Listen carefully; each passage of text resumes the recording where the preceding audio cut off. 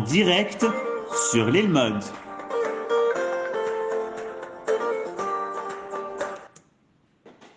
Tout particulier qui va avoir lieu dimanche prochain, un colloque réflexion qui a pour but de réfléchir à la place de Sion dans la construction de notre identité juive. C'est à Paris en présentiel.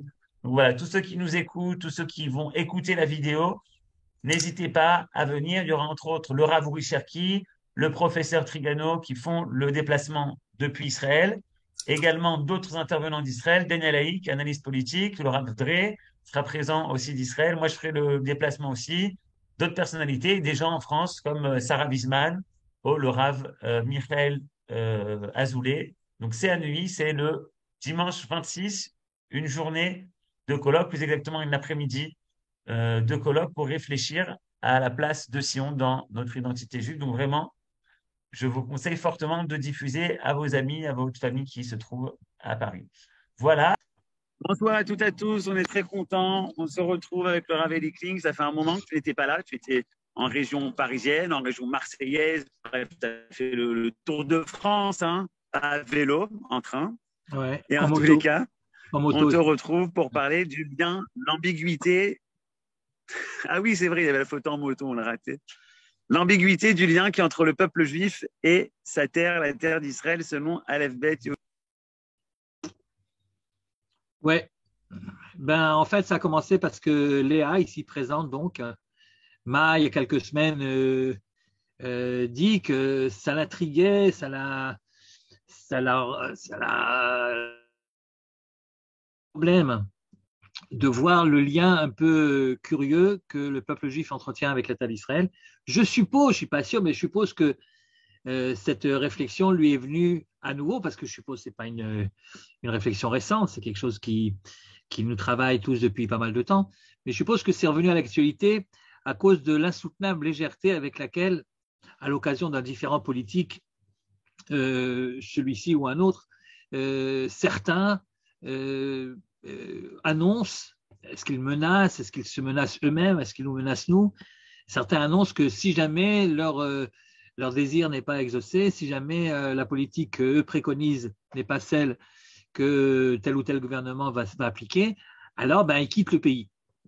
Je suppose que c'est ça qui a provoqué un petit peu le déclic, parce que c'est pas une ou deux personnes, ce sont quelques personnalités bien connues. Mais non, entre le fait d'annoncer que si jamais ça ne va pas se passer comme moi je le souhaite, je quitte le pays, et le fait de le quitter, évidemment, il y a une marge, on est bien conscient de tout ça. Mais il n'empêche que cette facilité avec laquelle on brandit cette arme, si ça ne marche pas, je quitte le pays, c'est quand même révélateur d'un certain, je ne sais pas, je ne vais pas dire un malaise, mais en tout cas un phénomène qu'il faut bien appeler par son nom et qu'on pourrait en effet traduire par l'ambiguïté de la relation qui lie le peuple juif à la terre d'Israël, une ambiguïté qu'on peut constater en effet tout au long des siècles, en fait, depuis le début. Et ça pose problème. En tout cas, ça demande explication. Alors d'abord, quels sont les faits, quels sont les faits sur lesquels se base cette constatation?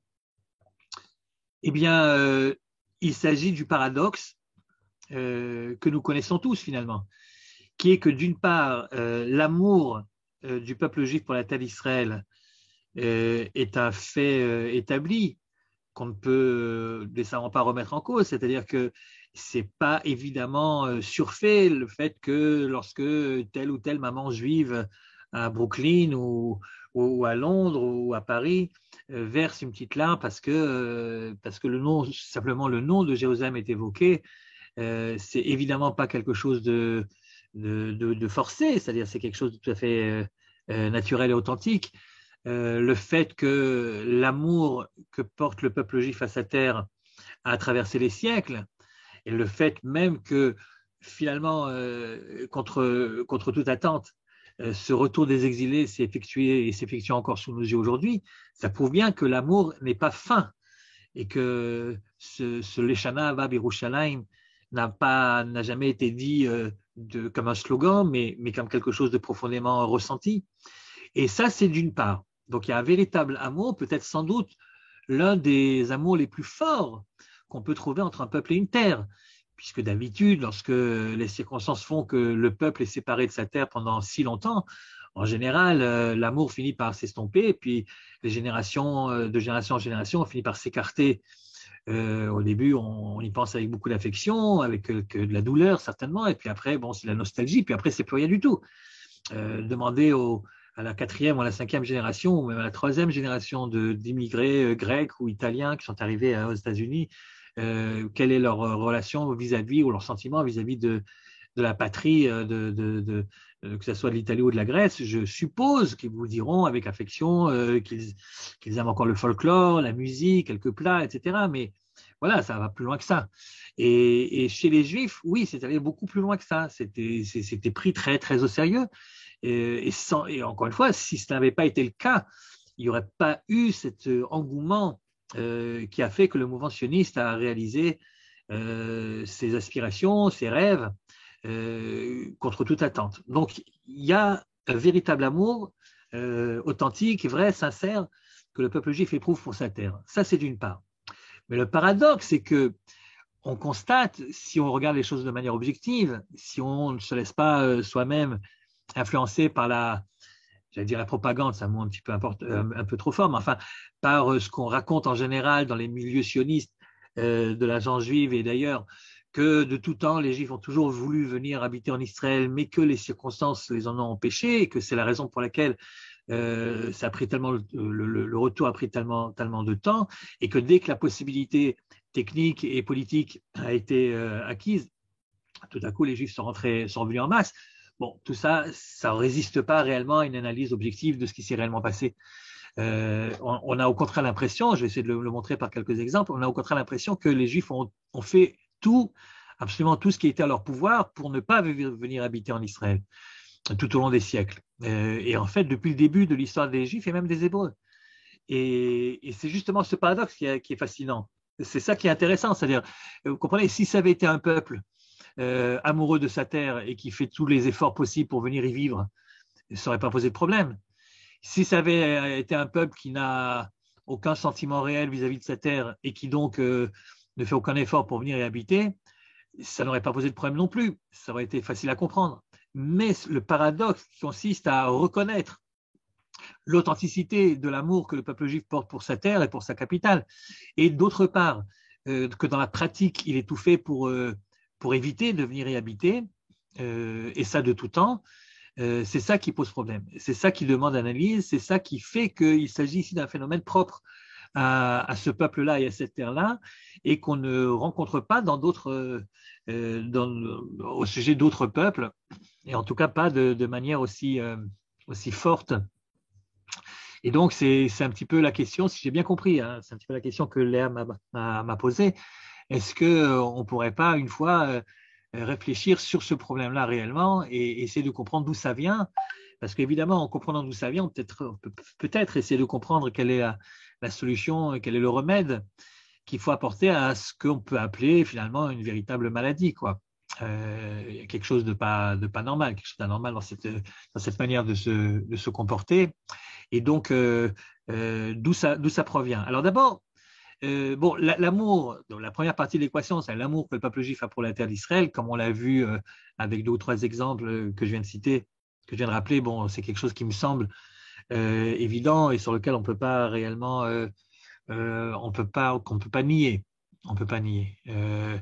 Je suppose que ce que nos sages ont réussi à faire entrer dans les coutumes, dans les lois, dans les coutumes, dans les minagim, on fait également, il est pour beaucoup, c'est-à-dire que le souvenir de notre terre aurait pu évidemment s'évanouir avec le temps si la liturgie d'abord et ensuite la pratique de tous les instants, la vie juive n'avait pas été rythmée par l'amour de Tzion et de Jérusalem, le fait que chaque année à Pessah, on termine le fameux Seder par les Shana Abba Birushalayim, le fait que dans les Tfilot, on mentionne Jérusalem et Eretz Israël un nombre incalculable de fois finalement, que ce soit dans la Mida ou dans les autres Tfilot, dans le Birkat Hamazon. Donc un juif mange du pain et 2, 3, 4 fois par jour. suivant la gourmandise de chacun, eh ben, il se doit de rappeler dans le Birkat Hamazon, Eretz Israël, Eretz Remda Tova Ochava, Ala Haaretz Amazon, Yerushalayim, Boneh Belachama Yerushalayim, tout ça, évidemment que ça fait quelque chose. Le fait que sous la choupa, au moment crucial, on rappelle le souvenir de Jérusalem, le fait que Tisha B'Av, les jeunes scandent le souvenir, la vie juive et donc le souvenir de la capitale perdue.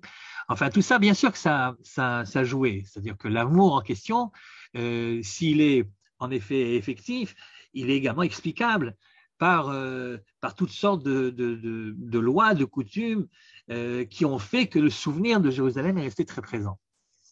Bon, ça c'est d'un côté. Par contre, la deuxième partie de l'équation, c'est-à-dire est-ce que réellement le peuple juif a tout fait pour ne pas venir habiter en Israël, ce que j'affirme, ça demande peut-être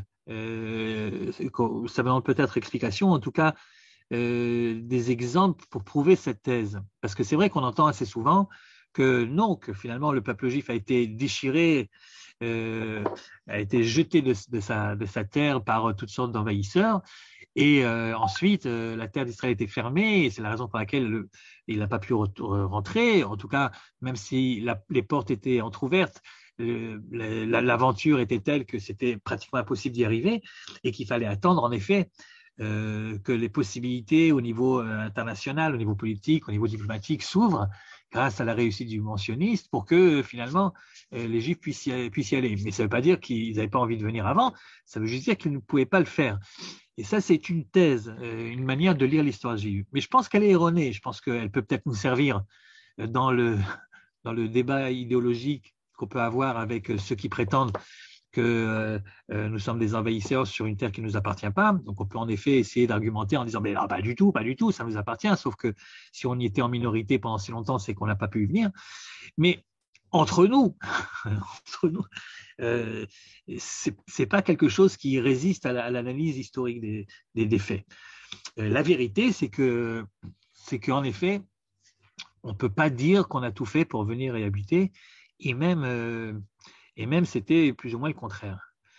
Bon, alors essayons d'abord de prouver l'histoire pour ensuite essayer de voir comment est-ce qu'on peut peut-être analyser les choses et à quoi c'est dû. Bon, d'abord, ça commence évidemment par la Bible, ça commence par la Torah, par le Chumash. Le Chumash, qui, je vous rappelle, était le premier livre enseigné pendant des générations et générations à nos enfants. On apprenait à lire dans le Chumash. Le Chumash Rashi, c'était le premier livre que nos enfants apprenaient par leurs parents et puis par leurs maîtres dans les écoles depuis le bas âge. Or, et en particulier les récits de nos pères, d'Abraham, Yitzhak et Yaakov. Or, on ne peut pas ne pas constater que dès que Abraham, le premier Oleh Hadash, vous savez qu'Abraham, il avait son Aliyah, il avait 75 ans. Ce qui prouve qu'il n'y a pas d'âge pour l'Aliyah, donc il a commencé sa carrière à 75 ans, il est arrivé en Eretz Israël, très bien, il n'avait pas de panier d'intégration, je ne pense pas, il n'a pas demandé ses droits, enfin il est venu réellement parce que par amour même pas par amour d'un pays qu'il ne connaissait pas encore, mais en tout cas par confiance absolue dans la promesse divine, Israël et Gadol, etc. Bon, donc il arrive. Bien. Mais combien de temps reste-t-il en Eretz Israël? Eh bien, 5 versets, je crois, 6 versets. Dès le verset numéro 7, on le voit quitter le pays. Va Yered Avram Mitzrayim. Alors lui, il fait sa Yerida, donc c'est en effet le premier Oleh Hadash, mais c'est aussi le premier Yored. Donc il quitte le pays très rapidement. Pourquoi? Ben parce qu'il y a une situation économique difficile, il y a la famine. Alors, c'est pas notre propos de juger Abraham s'il a bien fait ou pas de sortir, si il ne pouvait pas faire autrement, comme certains commentateurs l'affirment, si au contraire il aurait dû faire montrer plus de courage et rester, comme le pense Nachmanide, qui va jusqu'à dire Chet Gadol Chata Avraham Avinu, il a fait une grande faute de quitter le pays à la moindre famine. Justement, l'épreuve aurait consisté à ce qu'il montre un peu plus de persévérance et pas partir en Égypte dès le départ. Quoi. Il est resté en effet quelques temps, puis il est reparti tout de suite en Égypte. Donc, c'est pas important de savoir s'il a bien fait ou pas. C'est pas le sujet. C'est pas le sujet. si Abraham a fait ici un acte conforme à la halakha, ou bien si il a outrepassé ce qu'on attend de notre premier patriarche. En tout cas, ce qui est clair, c'est que notre petit juif là de 5-6 ans qui entend pour la première fois l'histoire, qu'est-ce qu'il apprend? Qu'est-ce qu'il retient? Et il retient que quand il y a des difficultés en Eretz Israël, il y a toujours une possibilité, c'est de partir en exil, en Chutz La'aretz, en attendant que les choses se calment, quitte à revenir ensuite.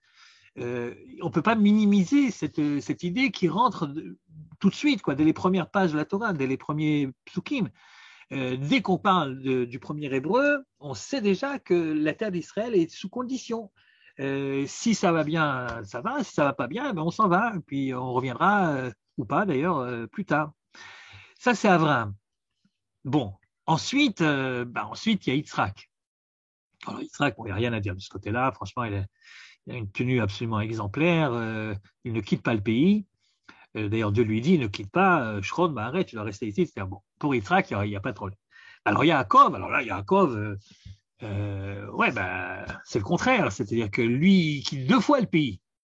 Alors, la première fois, il quitte le pays à cause de l'intifada, puisque son frère veut le tuer et qu'il l'apprend. Incidemment, sa mère lui raconte. Donc, lui, il décide de partir. Pourquoi? Parce que, qu'est-ce qu'il veut faire? Il veut me tuer, donc je me sauve. Donc, quand tu as un problème, cette fois-ci, non pas économique, mais un problème de sécurité, le mieux, c'est de partir et puis d'attendre que ça se tasse. Et ça aussi, le petit juif l'apprend tout au départ. Il commence à peine à savoir lire et puis on lui raconte cette histoire, que Yaakov est parti parce que son frère voulait le tuer. Bon, très bien, qu'est-ce que j'en retire comme enseignement? C'est qu'il ne faut pas exagérer. Israël, c'est bien joli, mais s'il y a un problème, il faut partir. Comme vous le savez, il revient au bout de quand même plus de 20 ans. Hein. C'est-à-dire, ça semble assez évident qu'il aurait pu revenir avant, une fois qu'il avait accompli le contrat qu'il avait signé avec Lavan. Il aurait pu repartir. Il avait l'intention de le faire. On le voit bien au bout d'un moment, à la naissance de Yosef, il se dirige vers son beau-père et puis lui dit le temps est venu maintenant, je rentre à la maison. Et puis son beau-père lui dit peut-être tu restes encore un petit peu histoire de te faire un petit peu d'argent. Et il lui dit oui, tiens, tu fais une bonne idée, j'avais pas pensé, je reste. Je reste. Et là, franchement, c'était plus vraiment contraint et forcé qu'il est resté. Hein. Il a choisi de vivre là-bas. Il aurait pu rentrer. Certains disent qu'il aurait dû rentrer. C'est vrai, il est parti pour se marier. Très bien, ça a duré le temps que ça a duré, puisqu'il fallait bien qu'il travaille pour ça. C'était le contrat passé avec Lavan, mais une fois que c'est terminé, une fois qu'il a épousé et Léa et Rachel, et qu'il est resté encore 7 ans après Rachel, le contrat est fini, tu peux rentrer à la maison. Et non, finalement, on n'est pas si mal que ça là-bas. Finalement, si on reste, on risque de se faire un petit peu d'argent, de le mettre de côté. C'est bien que vient l'expression israélienne, la sot leveiti, c'est-à-dire c'est Yaakov qui le premier l'utilise. Je vais travailler pour moi, très bien, je vais travailler pour moi, et je vais travailler pour moi en dehors d'Israël. Et ça aussi, le petit gosse à qui on vient raconter l'histoire, il le comprend très bien, il l'intègre parfaitement.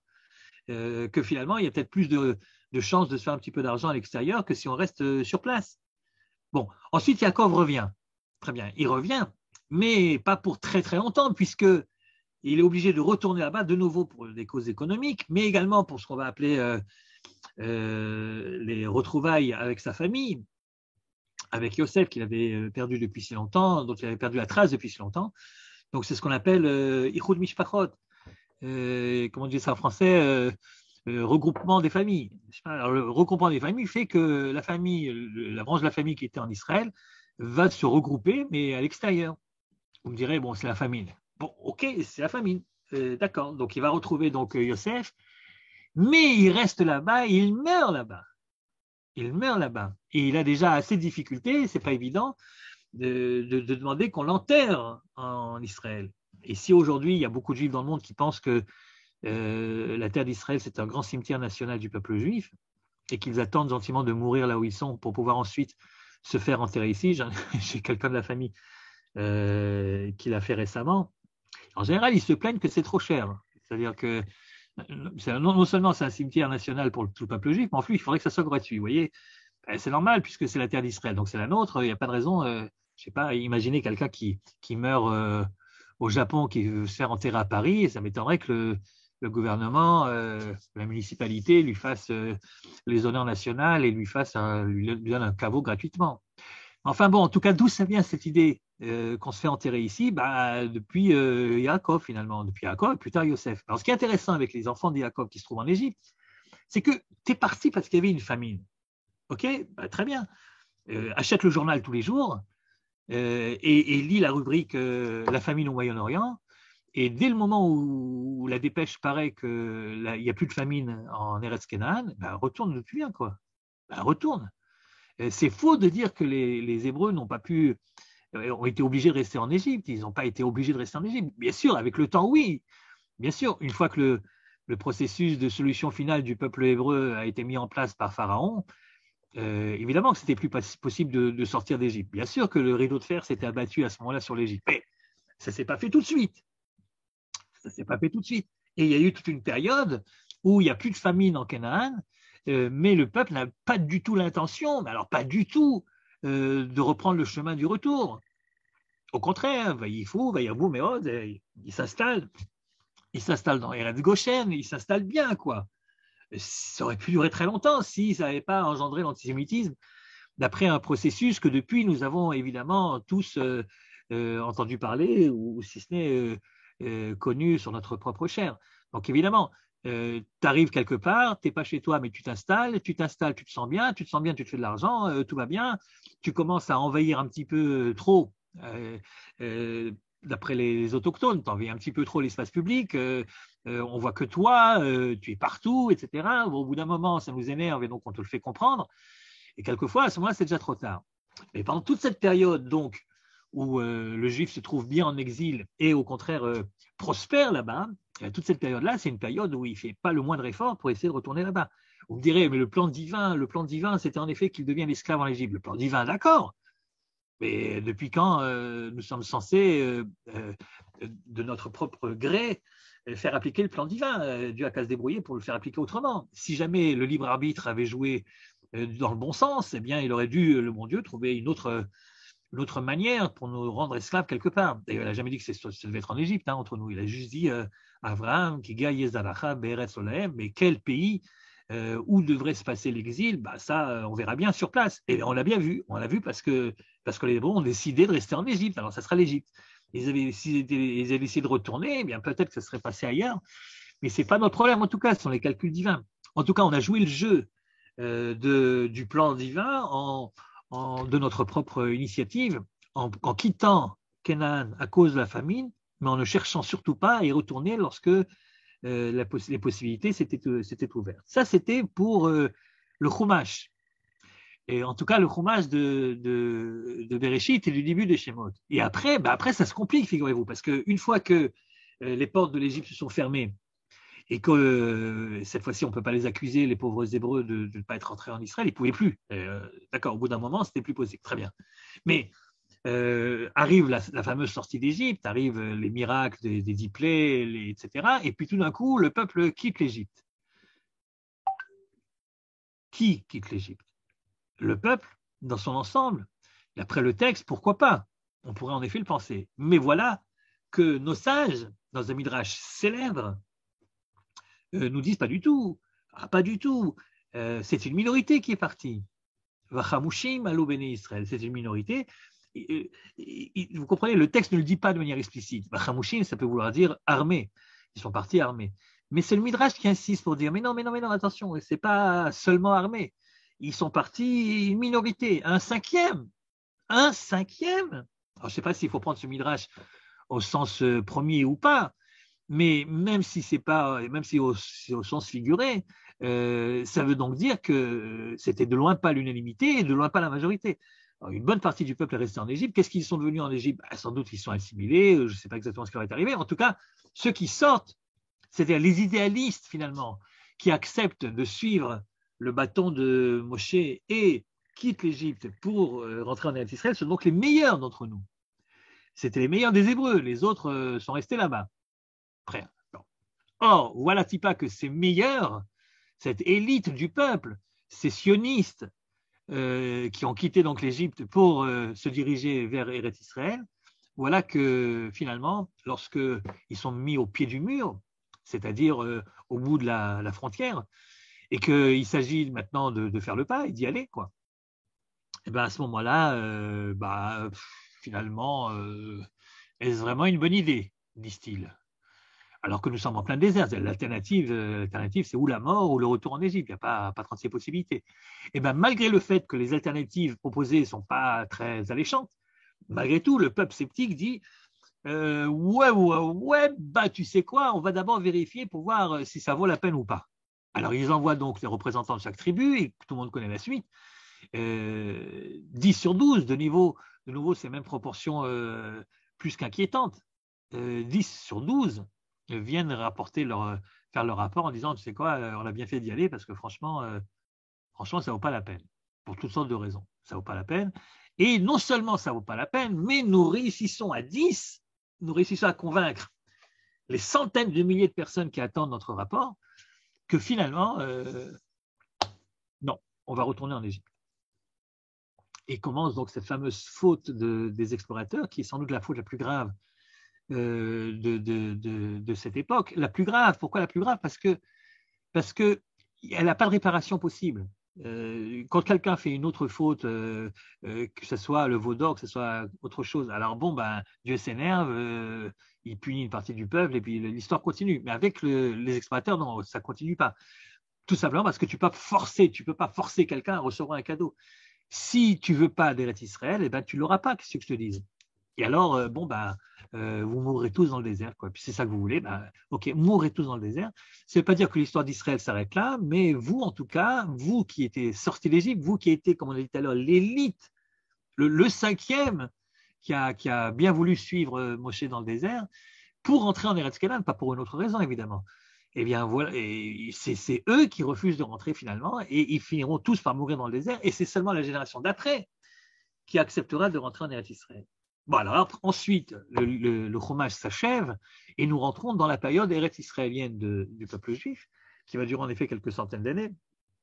Il y a d'abord la grande conquête à l'époque de Yoshua, et puis ensuite il y a l'installation du peuple, et des 12 tribus, et puis finalement la création de la royauté.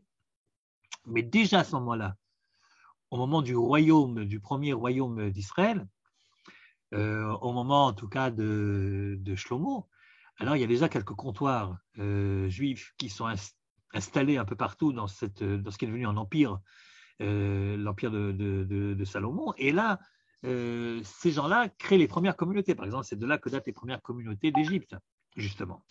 Donc des comptoirs de l'empire, vous me direz, c'est toujours en tant que juifs d'Eretz Israël qui représentent, si vous voulez, le pays à l'extérieur, très bien, ou qui font du commerce pour le pays à l'extérieur, mais enfin, ça existe déjà. Mais évidemment que pendant cette période-là, la grande majorité du peuple habite en Eretz Israël et est contente d'habiter en Eretz Israël. Ouais, mais ça pourrait s'arrêter là, mais ça ne s'arrête pas là. Ce qui se passe, c'est que d'abord, il y a 10 tribus. D'abord, il y a 2 tribus et demie qui décident déjà, à l'époque de la conquête du pays, de ne pas passer la vraie frontière et de rester de l'autre côté. Ce seront les premiers exilés desquels on n'a jamais plus entendu parler. Okay, et puis ensuite, il y a les 10 tribus. Alors, les 10 tribus ont été donc éliminées et chassées du pays, cette fois-ci, d'accord, de manière violente. Okay, ils ont été donc chassés et exilés du pays par la Syrie. Et puis, eux, par contre, on n'a pas vu réellement qu'ils ont développé un amour fou pour Sion et Jérusalem, puisque quelque temps après, on a perdu leurs traces. Et jusqu'à aujourd'hui, on ne sait pas où ils sont. 10 sur 12, de nouveau la même proportion effrayante. Alors, que le peuple, aujourd'hui, on nous raconte que le peuple juif a toujours été fidèle. Oui, enfin, ça dépend de quel peuple on parle. Si tu veux parler des 10-12e, ouais, d'accord. Mais enfin, les 10-12e restants, eux, n'ont pas montré une énorme fidélité à Jérusalem ou à Sion. De toute façon, ils n'étaient plus sous la souveraineté de Jérusalem. Ils étaient encore en Eretz Israël, mais dans un État qui était un État un petit peu concurrent, tout le monde connaît l'histoire. Et en tout cas, lorsque cet État-là, l'État du Nord, l'État qui s'appelle Israël, a été donc exilé, voilà quoi, les 10 tribus sont perdues un petit peu comme nos Grecs et nos Italiens tout à l'heure. C'est au bout de quelques temps, on s'est installé là où on était, puis on n'a pas du tout l'intention de rentrer, puis on n'est pas rentré. Reste donc ce petit noyau qui autour de Jérusalem, continue à fonder et à persévérer en tant que royaume indépendant de Yehuda, de Juda, mais voilà-t-il pas que celui-ci également perd sa souveraineté, que de nouveau Jérusalem cette fois-ci tombe, et donc nous sommes exilés par les Babyloniens. Très bien. Et ça dure 70 ans. C'est très peu dans l'histoire, 70 ans. C'est très peu. Lorsque les 70 ans sont passés, il y a encore des gens qui se rappelaient du temple de l'époque de Shlomo avant la destruction. Des gens qui étaient encore contemporains de ce temple. Et pourtant, 70 ans seulement après l'exil de Babylone, lorsque l'empire babylonien se disparaît, sans coup férir d'ailleurs pratiquement, disparaît comme s'écroulerait un château de cartes, et sur les ruines de cet empire babylonien s'élève un empire nouveau qu'on appelle l'empire perse, et que le roi des Perses, le sieur Cyrus, fait cette fameuse déclaration Cyrus permettant à tous les juifs de l'empire de retourner en Eretz Israël et même de rebâtir le temple, et en plus avec de l'argent de l'État perse, c'est pas le grand enthousiasme. On est 70 ans seulement après l'exil, et de nouveau, c'est une minorité, mais une vraie minorité de la minorité, qui prend le chemin du retour, qui répond à l'appel de Cyrus, qui essaye, avec beaucoup de difficultés, de rebâtir Jérusalem. Le pays qu'ils réussissent à recréer, l'État indépendant de Judée, d'Israël, est encore plus petit que l'État actuel d'Israël, pour dire à quel point il était petit, quoi. En fait, c'était Jérusalem et les environs, puis c'est tout. Et qui revient?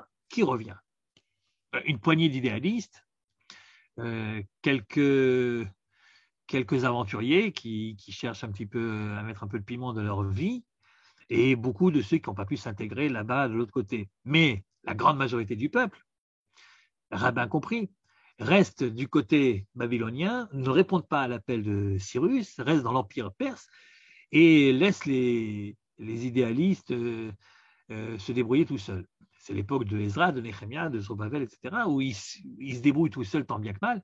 Ils résistent malgré tout au nouvel empire qui leur fait des problèmes.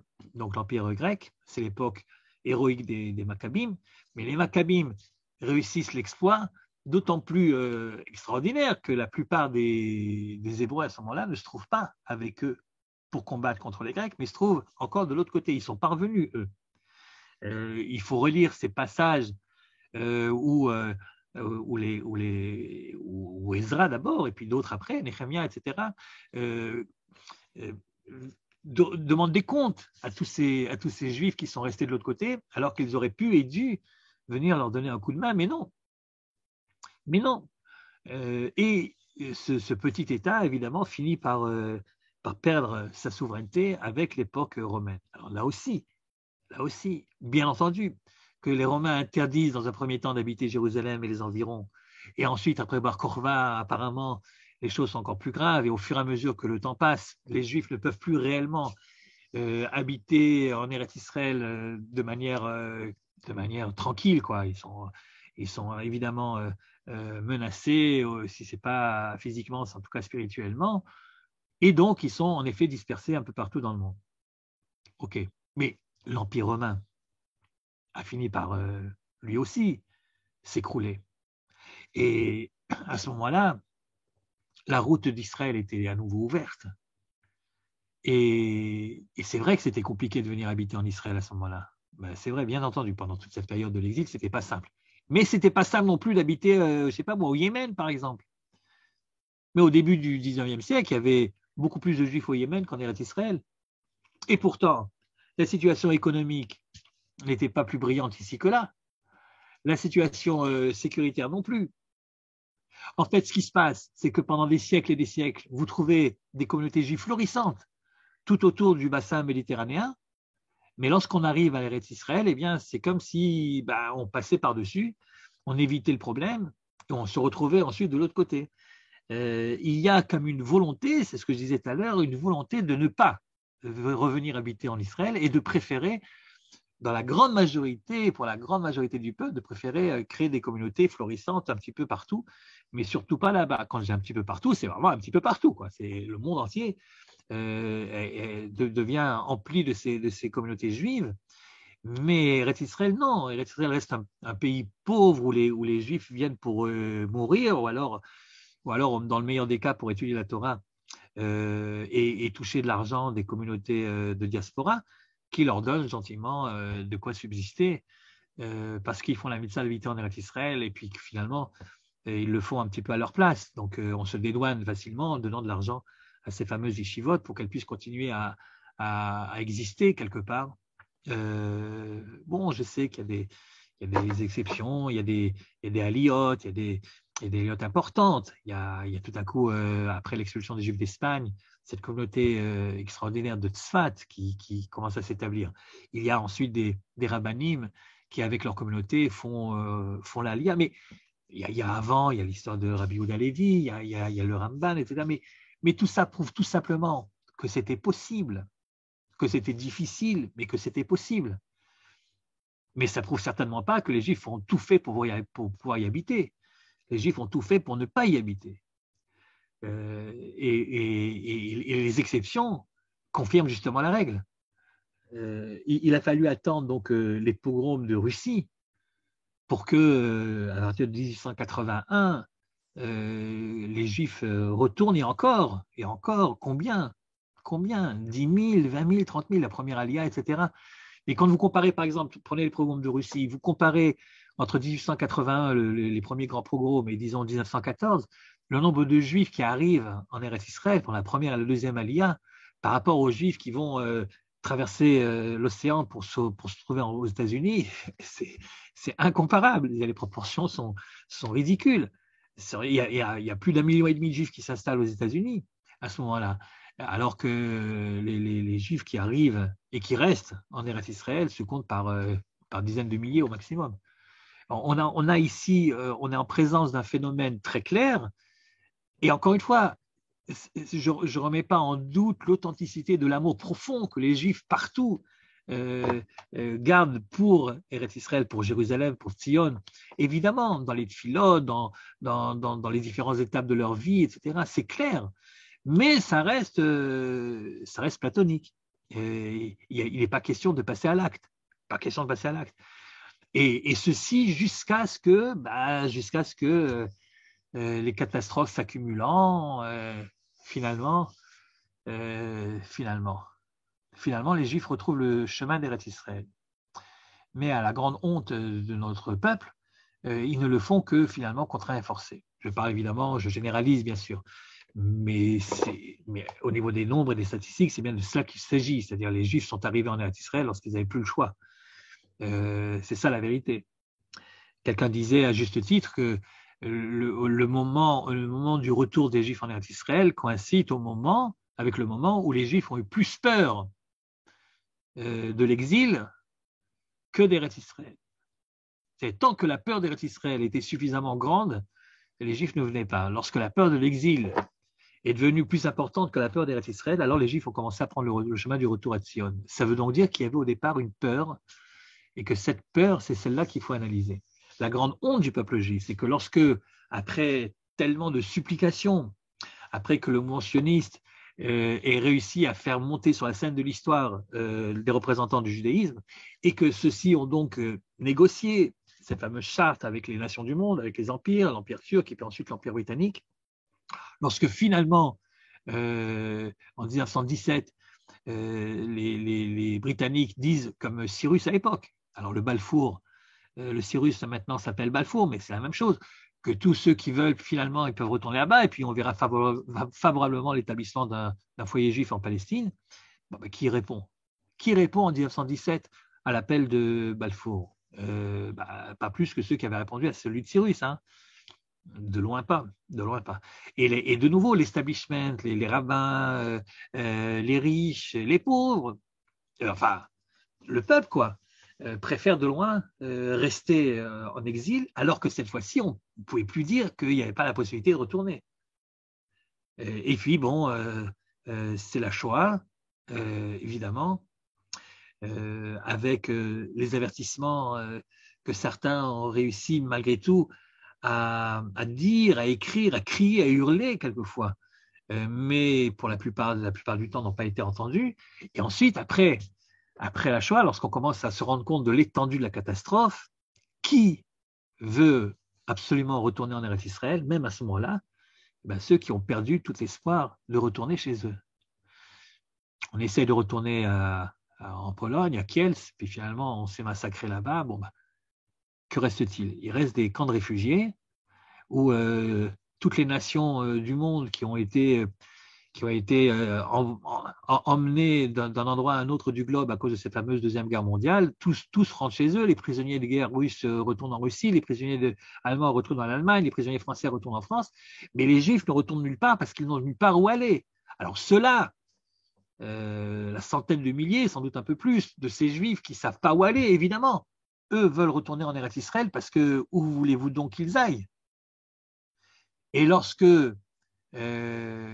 l'État d'Israël est enfin proclamé et que la première loi votée pratiquement, c'est celle du retour, où chaque Juif a le droit de venir habiter et résider en Israël, qui vient? Qui vient? De nouveau, ceux qui ne savent pas trop où aller, ceux qui n'ont plus le choix, ceux qui sont chassés des pays arabes ou qui partent contraints et forcés. Là aussi, je généralise évidemment, il y a des gens qui sont partis par amour de Sion et pour rien d'autre, et qui n'ont pas été chassés du tout. Enfin, la majorité, c'est quand même ceux qui ne savaient plus trop aller. Et voilà, c'est ça la vérité. Et donc, ce que je disais tout à l'heure, le paradoxe dont je parlais, et qui consiste à dire on aime énormément le pays, mais on fait tout pour ne pas y habiter, ben finalement, ce paradoxe existe, c'est une réalité historique. Et puis bon, et depuis que l'État d'Israël existe, et depuis que cet État, envers et contre tous, finit par se développer, par devenir petit à petit une puissance économique, une puissance militaire, et nous voyons de nos yeux les miracles de tous les jours, ben finalement, en 2023, il y a quand même encore 50% du peuple qui vit à l'extérieur. Imaginez que 50% des Français vivent à l'extérieur de la France, ça a l'air de quoi? C'est-à-dire, il y a ici une question, il y a ici un phénomène qui n'est pas clair et qu'on ne peut pas évidemment résoudre simplement en disant ben, on avait des bonnes raisons de ne pas y aller, c'était difficile économiquement, etc. Évidemment, à chaque génération, il y a toujours une autre réponse et cette réponse est valable. Ouais, mais à partir du moment où ça se répète de génération en génération, depuis Abraham jusqu'à nos jours, on est bien obligé d'arriver à la conclusion que les prétextes évoqués pour expliquer pourquoi telle année, telle communauté juive de tel endroit n'a pas fait son aliyah, ce n'est pas suffisant pour expliquer la non-aliyah du peuple dans son ensemble. Il y a donc bien quelque chose d'autre, sans doute plus profond, qui empêche le juif lambda de prendre le chemin de Tzion lorsqu'il n'est pas contraint et forcé. Alors, comment expliquer cela? Je voudrais, avant de rentrer dans les textes talmudiques et midrashiques, etc., qui abordent le problème et qui essaient de donner des solutions, ils sont bien placés, puisque certains de ceux qui essaient de donner des solutions, eux-mêmes, se trouvent en Babylonie au moment où ils l'écrivent, vous voyez. Donc, ils savent bien de quoi ils parlent. Mais avant de rentrer dans ces textes-là, j'aimerais vous donner la réponse à cette question précise posée par un écrivain célèbre israélien, Aleph Bet Yoshua, dont vous avez certainement entendu parler, dont les livres ont été traduits dans des dizaines de langues, et qui est un des écrivains les plus connus, dont l'idéologie est évidemment à gauche, mais ça n'a pas grand-chose à voir avec le sujet, quoique, ça n'a pas vraiment grand-chose à voir avec le sujet. Aleph Yoshua est un bonhomme qui est profondément sioniste, qui pense que la place des Juifs est en Israël. Et il raconte l'histoire suivante. Donc, il a écrit un livre au siècle dernier. Il a écrit un livre qui s'appelait Bisrout Anormaliout, qu'on pourrait traduire par plaidoyer pour une normalisation. que j'avais dans ma bibliothèque, que j'ai recherché pour le besoin de notre entretien de ce soir, mais que je n'ai pas malheureusement retrouvé, donc je ne sais pas exactement où est-ce qu'elle est passée. Bon, c'est pas grave. Et après avoir fait le constat que je viens de faire, finalement, dans ses mots à lui, mais la même chose, c'est-à-dire ces efforts que le peuple juif a fait de tout temps pour éviter de venir habiter ici, alors Alavet Yoshua essaie de trouver une réponse. Alors d'abord, très gentiment, il raconte une anecdote qui est sans doute une invention de sa part, et il dit qu'un jour, il a invité à sa table, alors qu'il était de passage aux États-Unis, 6 juifs new-yorkais, tous différents les uns des autres. Il y avait d'abord un rabbin, un rave orthodoxe, et puis il y avait un rabbin du mouvement libéral réformé, et puis il a pris un banquier juif new-yorkais, très aisé, et puis il a pris un simple commerçant qui vivait de son magasin, quoi. Et puis il a pris un bonhomme dont le mitzvah, dont la profession c'est d'être sioniste. Vous savez, ceux qui passent leur temps et heureusement qu'ils existent, à faire des meetings de solidarité pour Israël, à essayer de convaincre les différents députés non juifs du bien fondé, de la justesse de notre cause, etc., ceux qui organisent toutes sortes de manifestations pro-israéliennes. Et il a invité également un antisioniste juif, parce que tous les antisionistes juifs n'habitent pas obligatoirement en Israël, comme vous le savez. Il y a aussi des antisionistes juifs qui habitent à l'extérieur. Donc, il y en a qui habitaient à New York, et donc il invite, ce sont des pro-palestiniens aussi professionnels, c'est-à-dire ceux qui écrivent dans le New York Times pour expliquer pourquoi nous sommes un peuple immoral et conquérant, etc., colonialiste, et vous savez. Et donc, il invite ces 6 juifs autour de la table, et il leur dit, écoutez, je vous regarde l'un après l'autre, je vois que vous êtes tellement différents les uns des autres, mais vous avez malgré tout 2 points communs, tous autant que vous êtes. Premièrement, vous êtes juifs, et deuxièmement, vous êtes fiers de l'être. Mais vous avez un 3e point commun aussi, c'est que, dites-moi si je me trompe, aucun d'entre vous n'a envisagé, ne serait-ce qu'une seconde, de partir en Israël pour faire son aliyah. Alors, la question que je vous pose est de savoir pourquoi vous ne partez pas.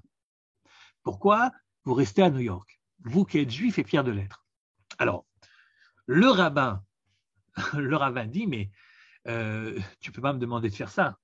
Je suis d'un naturel non violent, et chaque fois que je vais en Israël, je suis tellement choqué de voir le nombre de gens qui transgressent ouvertement la Torah, la Gay Pride à Tel Aviv, et le Chilul Shabbat, etc., que franchement, ça me fait tellement mal au cœur que lorsque je vais en Israël pour une visite à la famille, j'ai de la famille là-bas, je n'ai qu'une hâte, c'est de retourner à New York, parce que c'est insupportable. Et comme je ne suis pas d'un naturel violent, je ne vais pas me mettre à crier Shabbat, Shabbat chaque fois que je vois une voiture passer, donc je préfère rentrer chez moi.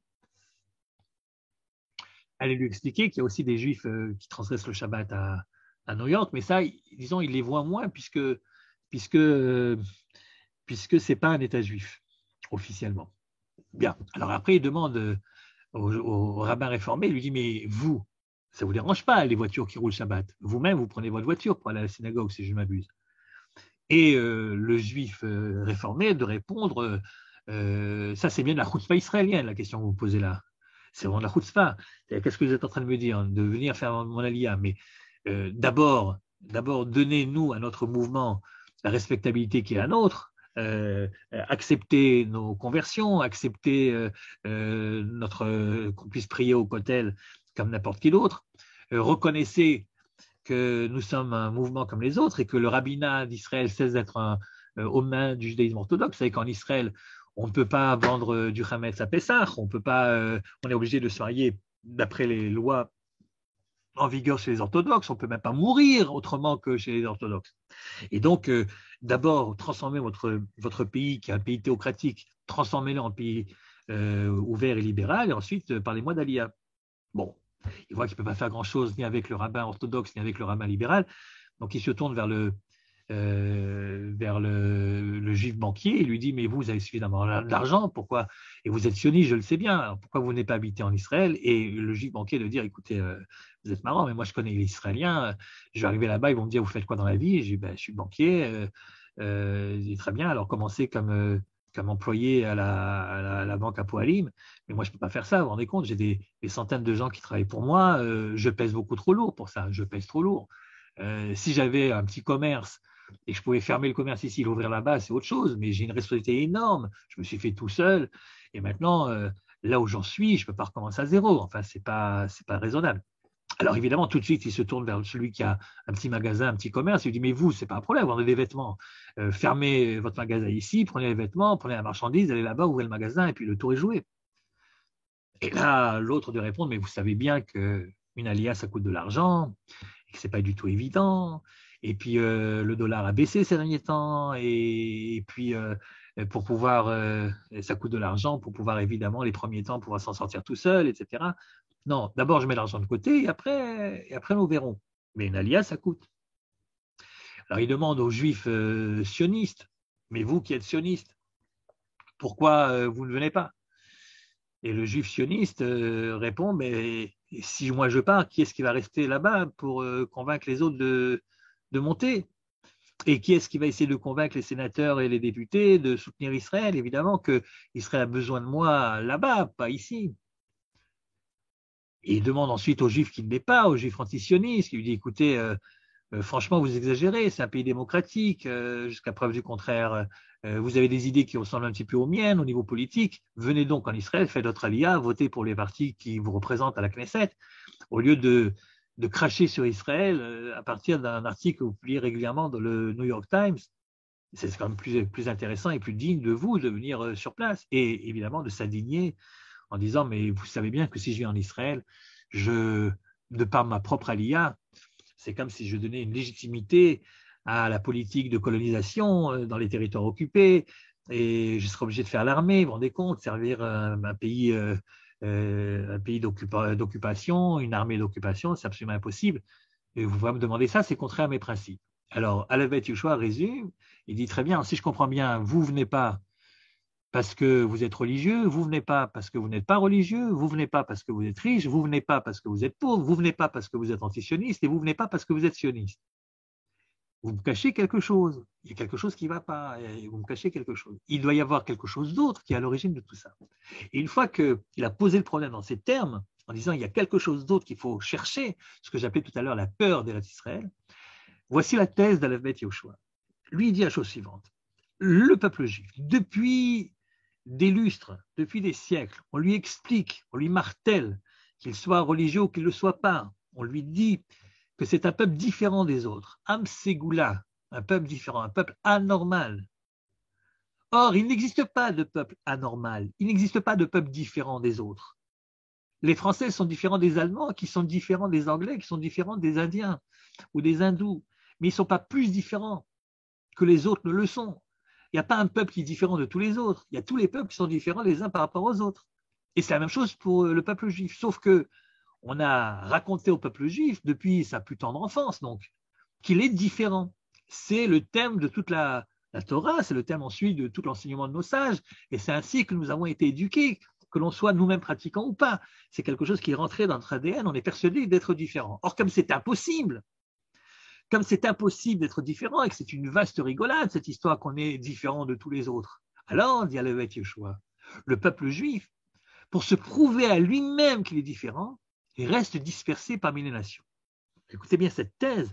Il donnera une illustration, c'est le cas de le dire, il dira, si vous prenez, je ne sais pas moi, la couleur jaune, okay, et puis vous mettez une petite barre jaune, et puis à côté une barre rouge, une barre verte, une barre bleue, et vous demandez quelle est la couleur différente des autres, on vous rira au nez en disant mais elles sont toutes différentes les unes des autres. Par contre, si vous prenez du jaune et vous mettez un petit peu de jaune dans le bleu, un petit peu de jaune dans le rouge, un petit peu de jaune dans le blanc, alors à ce moment-là, vous demandez quelle est la couleur qui est différente, ils vous diront le jaune.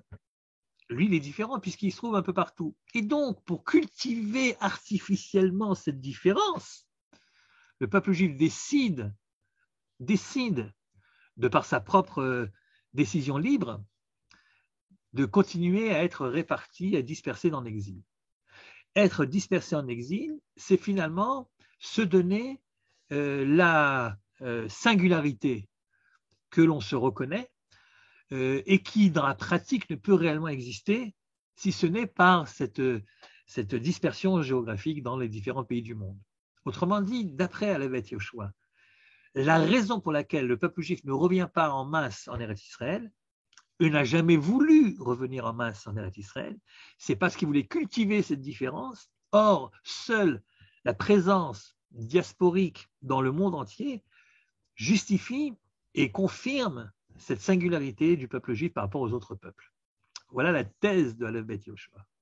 Et donc, le remède pour lui, il est évident, vous vous rendez bien compte que Halevet Yoshua est un homme laïque et d'obédience donc libérale, et pour lui, donc, la seule possibilité qu'on a de régler le problème, c'est de normaliser le peuple, c'est-à-dire de lui faire entendre raison et de lui faire comprendre qu'il doit abandonner cette idée qu'il serait un peuple sgoula, un peuple différent, un peuple anormal.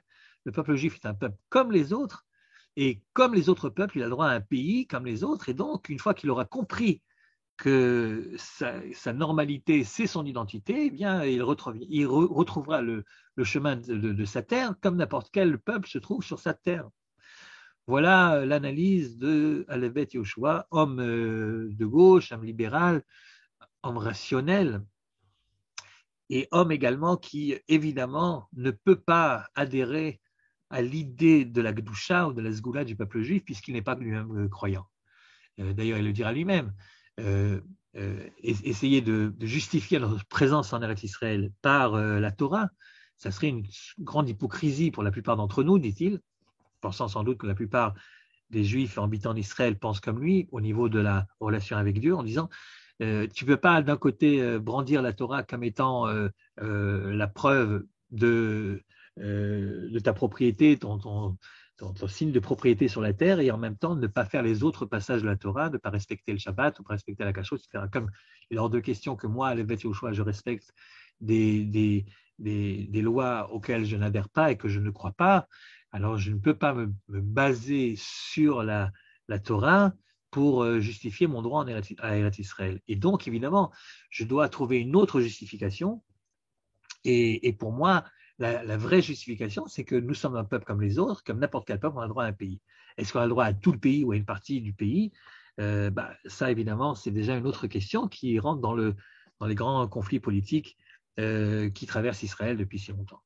Voilà ce que lui pense, voilà sa thèse, voilà le bouquin que je vous conseille d'acheter, d'ailleurs, si vous le trouvez encore en librairie, Misrout Normaliot, un petit bouquin, un petit fascicule qui se lit très vite et qui pose les problèmes dans des termes exacts. Sauf que la solution, évidemment, que lui propose n'est pas acceptable par un homme de Emouna, par un homme qui croit à l'histoire, à la singularité de l'histoire juive, qui croit à l'élection du peuple juif, qui croit à la Torah, et évidemment qui croit donc, contrairement à ce que Yoshua propose, le peuple juif est en effet différent des autres de manière très précise, sur lesquelles on va évidemment, sur lesquelles qu'on va pouvoir développer, qu'il faudra bien développer. Mais bon, ce qui est intéressant chez Yoshua, ce n'est pas la réponse qu'il donne, quoi qu'elle soit intéressante parce qu'elle nous interpelle, mais ce qui est intéressant, c'est surtout la manière qu'il a de poser la question, qui est une manière donc exacte. Il y a en effet un problème, et un problème qu'il faut résoudre. Mais comme il est maintenant 10h05, que je ne voudrais surtout pas bâcler la réponse, je vous donne donc rendez-vous la prochaine fois pour essayer cette fois-ci de donner une réponse à ce paradoxe de cet amour-rejet du peuple juif pour sa terre, mais cette fois-ci en nous plongeant dans des textes talmudiques qui, de manière directe ou indirecte, posent la question et donnent les réponses. Je donne donc rendez-vous pour la prochaine fois. C'est la première fois qu'on fait ça d'ailleurs, hein. C'est la première fois qu'on fait un petit suspense. Ouais, je pense que c'est la première fois. Mais oui, en général, ce sont des cours qui se suffisent à eux-mêmes. Mais là, voilà, comme c'est un sujet qui est un petit peu quand même important et complexe, ça aurait été bâclé que de vouloir le terminer en une seule fois. Donc, on a posé le problème ce soir et on essaiera de trouver une réponse juive authentique la prochaine fois. Merci On peut quand même poser des questions. Ceux qui veulent réagir, ils peuvent. Il y a quelques questions aussi sur le chat, Rafkling. Ouais, alors j'ai pas vu. Alors, mais comment expliquer que ceux qui ne priaient pas, regardez, c'est un mot, oui, bon, ben ça, si vous voulez, il faut quand même se rappeler. Donc, la première question pour ceux qui n'ont pas lu, c'est comment expliquer que même ceux qui ne prient pas ont aussi gardé cet amour pour Israël et pour Jérusalem. Et d'abord, que tu pries ou que tu pries pas, tu te maries, quand tu te maries dans un mariage juif, tu cites Jérusalem. Quand tu t'assois autour du Seder, et ça, tous les juifs le font pratiquement tous, tu évidemment mentionnes Jérusalem. Mais en plus de ça, il faut quand même se rappeler que la, la laïcisation du peuple juif, c'est une affaire récente. Et que en 2 générations, on ne peut pas effacer ce qui est rentré dans l'ADN du peuple juif pendant des siècles, et qui est cet amour de Tzion qui se trouve dans chaque page de nos prières. Donc même si aujourd'hui certains ne prient plus, l'héritage de cette centralité de Tzion et de Jérusalem dans le cœur, dans l'esprit, dans le cœur du peuple juif, c'est quelque chose qui nous touche tous, qu'on soit pratiquant ou qu'on le soit moins. Ça, c'est pour la première question. Pour la deuxième, pour la Torah qui est aussi un immense cadeau, le Midrash dit que Hachem a forcé le peuple à la recevoir. C'est vrai, quoique ce n'est pas écrit dans le texte. Hein. Dans le texte, il n'y a pas écrit tout ça, c'est un Midrash qui nous raconte ça. Mais je crois que ce que le Midrash veut dire, bon, ça aussi c'est un vaste sujet, mais je crois que ce que le Midrash qui dit, vous savez, on fait allusion ici au fameux Midrash qui dit que Dieu a pris le mont Sinaï et a menacé le peuple juif qui était donc en bas en disant ou bien vous acceptez la Torah et tout va bien, ou bien je vous jette le mont Sinaï sur la tête et ici sera votre tombeau, comme disait Astérix dans la pyramide. Et la vérité, c'est que le Midrash signifie certainement autre chose que le sens littéral. Si vraiment ça s'était passé comme ça, vous savez que le Midrash n'est pas toujours là pour décrire une réalité historique. Ça, des fois oui, mais ici en l'occurrence non. Si ça avait été le cas, vous pensez bien qu'un miracle pareil aurait été décrit avec tous les détails qu'il faut dans le texte même. Donc si ça reste du Midrash et ce n'est pas écrit dans le texte, c'est que le Midrash ici donne une image de ce qui s'est passé, mais pas réellement une réalité historique. Alors, qu'est-ce qui s'est passé? Pourquoi le Midrash compare le don de la Torah à une menace? Tout simplement parce que le peuple juif est esclave. Il reçoit des coups de fouet tous les jours. Okay, et puis vient quelqu'un tout d'un coup et de manière miraculeuse le sort de là, il n'y a plus de fouet, il n'y a plus rien, il y a des diplés, il y a le passage de la mer Rouge, etc. Alors, évidemment que si après je te demande, bon alors, tu acceptes, j'ai 2-3 trucs à te demander là, tu acceptes? Évidemment que je dis oui. Ça veut dire quoi? J'ai pas le choix. Ce que le Midrash veut dire ici, c'est que le peuple juif, au moment précis où le don de la Torah s'effectue, le peuple juif n'a plus de libre arbitre. Qu'est-ce qu'il peut dire d'autre que Naaseh Venishma? Qu'est-ce qu'il peut dire d'autre? C'est ce que le même Midrash raconte lorsqu'il dit qu'à Purim, là, on a accepté librement la Torah. Ça veut dire quoi, à Purim, on l'a accepté librement? Parce qu'à Purim, il n'y avait pas cette contrainte historique, parce qu'on aurait très bien pu lire l'histoire de Purim sans évoquer la présence de Dieu, que puisqu'on a quand même décidé de dire que ça vient d'Hachem et on en a fait une fête religieuse, alors là, on a prouvé réellement par notre libre arbitre que Dieu était présent dans l'histoire. C'est ça que ça veut dire, il a menacé le peuple juif à l'époque du Sinaï. Il n'a pas vraiment menacé. Simplement, il nous a ôté le libre arbitre parce qu'il n'y avait pas le choix, parce qu'on était bien obligé d'accepter ensuite la proposition qu'il nous faisait. Il ne manquerait plus qu'on refusait. Enfin, tu as un Dieu qui te sauve de l'esclavage, tu ne vas pas dire non, ça ne se fait pas, quoi. On est poli quand même. Ensuite, qu'est-ce qu'il y a écrit là? Non, il dit, je ne peux quand même pas abandonner mes ouailles. Alors là, je ne sais pas du tout de quoi on parle. Je ne sais pas de quoi on parle. C'est au sujet du rabbin, quand vous étiez en train de dire que le rabbin orthodoxe, il disait ah oui, d'accord, oui. Qui supporte pas le Chilul Shabbat, et il y a quelqu'un qui a dit que ce qu'il disait, c'était... Ouais. Bon, enfin, ouais, il a dû y avoir plusieurs raisons, mais enfin, il a préféré évoquer apparemment celle-ci. Et de toute façon, même si celle-là avait été la bonne raison, ça reste, la réaction de Yoshua est toujours bonne. C'est-à-dire, en fait, tu ne viens pas parce que tu es trop religieux, quoi. Comme l'autre ne venait pas parce qu'il n'était pas assez. Ouais.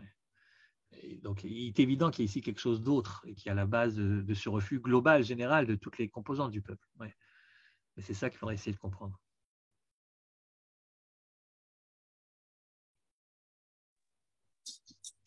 Et ben voilà, quoi. Merci beaucoup. הרב, כמה טוב שאנחנו פה. כמה טוב, נכון מאוד, כמה טוב. זכינו. Allez. Enfin, j'espère que tu seras plus optimiste la semaine prochaine. Ah bah oui, on va essayer de trouver des réponses, ouais. Oui, d'accord. Allez, להתראות, כל טוב, portons-nous bien. תודה רבה. Bye bye. חזק וברוך. Allez, toi. Merci beaucoup. Très intéressant.